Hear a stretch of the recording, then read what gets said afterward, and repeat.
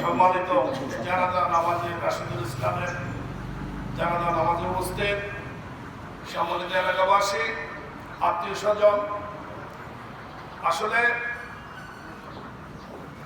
আমরা জানি মৃত্যু কাউকে ছাড় দিবে না।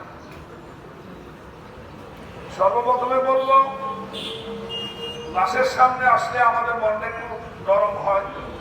আসলে আমরা কঠিন মনের মানুষ হয়ে গেছি। নিজের বাপ মা আত্মীয় স্বজনকে মাটি দেওয়ার পরেও আসলে আমরা ওইভাবে চিন্তিত হই না। আমরা সবাই কিন্তু আমরা এভাবে আসলে মনে হয় যেন এটা একটা বিষয় মনে করি না। এটা আসলে অনেক বড় বিষয়। পৃথিবীতে কোনো আশ্চর্য থাকলে সবচেয়ে বড় আশ্চর্য আপনার ছেলে, আমার মেয়ে, আমার ছেলে, আমার আব্বা, আমার বোন, আমার কাঁদে। এটা হচ্ছে আশ্চর্য।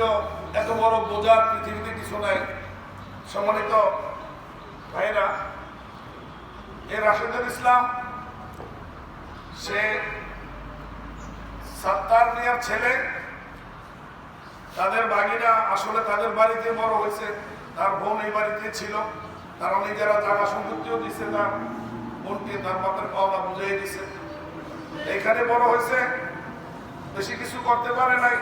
যে কাজকর্মই করেছে আপনাদের সাথে সামাজিকতা বন্ধন করে চলাফেরা করেছে। যদি তার প্রতি কারোর কোনো ক্ষোভ বা কোনো অভিযোগ থাকে, তার এই চিরবিদায়ের মুহূর্তে তারা আল্লাহর সাথে মাফ করে দেন, আল্লাহর সাথে মাফ করে দেন। তার আচার আচরণ কেমন ছিল, যদি খারাপও করে থাকে